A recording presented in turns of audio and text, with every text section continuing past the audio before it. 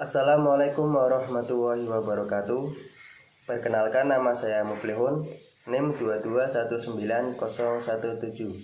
Nah, kali ini berkaitan dengan tugas mata kuliah Strategi Belajar Mengajar, yakni tugas UAS lebih tepatnya. Yakni kita diminta untuk menjawab 3 pertanyaan. Nah,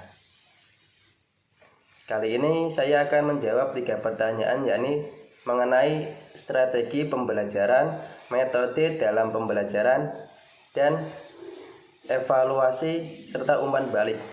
Nah, apa saja strategi pembelajaran, metode dalam pembelajaran, dan evaluasi serta umpan balik itu? Nah, simak video ini. Strategi pembelajaran. Kata strategi berasal dari bahasa Latin strategia, yang diartikan sebagai seni penggunaan rencana untuk mencapai tujuan. Dihubungkan dengan proses pembelajaran, strategi bisa diartikan sebagai siasat atau pola-pola umum suatu kegiatan dari guru dan anak didik dalam perwujudan kegiatan belajar mengajar untuk mencapai tujuan yang telah ditetapkan.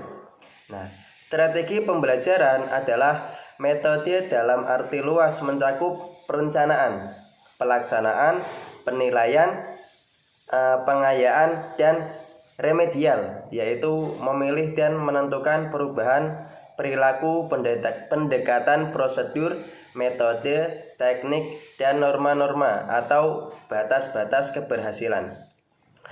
Strategi pembelajaran juga dapat diartikan sebagai pola kegiatan pembelajaran yang dipilih dan digunakan guru secara kontekstual, sesuai dengan karakteristik dari siswa tentunya, juga kondisi sekolah, lingkungan sekitar, serta tujuan khusus pembelajaran yang dirumuskan. Nah, juga mengatakan bahwa perlu adanya kaitan antara strategi pembelajaran dengan tujuan pembelajaran agar dapat diperoleh langkah-langkah kegiatan pembelajaran yang efektif dan lebih efisien. Selanjutnya nomor 2, yakni tentang metode dalam pembelajaran. Nah, metode adalah cara yang fungsinya sebagai alat untuk mencapai tujuan. Semakin baik suatu metode itu, maka semakin efektif pula pencapaian tujuan. Nah, dengan demikian, tujuan merupakan faktor utama dalam menetapkan baik tidaknya penggunaan suatu metode. Dalam hal metode mengajar, selain faktor tujuan, peserta didik, situasi, fasilitas, dan faktor guru turut menentukan efektif tidaknya penggunaan suatu metode. Karenanya, metode mengajar itu banyak sekali dan sulit menggolong-golongkannya. Lebih sulit lagi menetapkan metode pembelajaran apa yang memiliki efektivitas paling tinggi. Tetapi salah satu hal yang penting dalam metode ialah bahwa setiap metode pembelajaran yang digunakan selalu bertalian dan berkaitan dengan tujuan belajar yang ingin dicapai tentunya. Nah, macam-macam metode dalam pembelajaran ada banyak.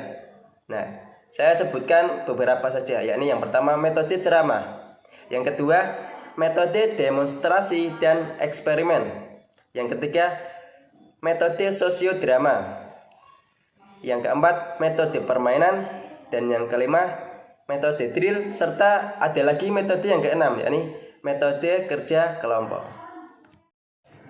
Lanjut untuk soal yang ketiga, yakni tentang evaluasi dan umpan balik dalam pembelajaran. Nah, evaluasi pembelajaran adalah suatu upaya untuk menggali informasi tentang sampai sejauh manakah keberhasilan pembelajaran itu tercapai pada diri anak didik dan tentunya pendidik juga, sehingga akan ada perbaikan yang diperlukan untuk bisa mengembangkan konsep pembelajaran atau pengajaran yang lebih efektif dan lebih efisien, sehingga tujuan pembelajaran itu bisa tercapai. Dan hal ini secara tidak langsung akan mewujudkan tujuan dari pendidikan itu sendiri.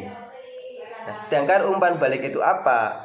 Umpan balik adalah proses penyediaan informasi yang berguna bagi mahasiswa atau siswa untuk memeriksa kemampuan yang berkaitan dengan penampilan mereka dan memonitor kemajuan belajar mereka sendiri. Feedback atau umpan balik merupakan suatu bagian penting dalam kegiatan belajar mengajar. Umpan balik sangat mempengaruhi motivasi dan minat belajar siswa atau mahasiswa. Evaluasi dan umpan balik antara keduanya merupakan faktor penting dalam pembelajaran, karena untuk mengukur sejauh mana siswa menguasai materi pelajaran, di mana umpan balik berkaitan erat dengan kegiatan belajar mengajar yang dievaluasi dengan suatu alat evaluasi. Nah, kiranya itu saja yang dapat saya sampaikan mengenai soal-soal yang telah diberikan. Kurang lebihnya mohon maaf. Wassalamualaikum warahmatullahi wabarakatuh.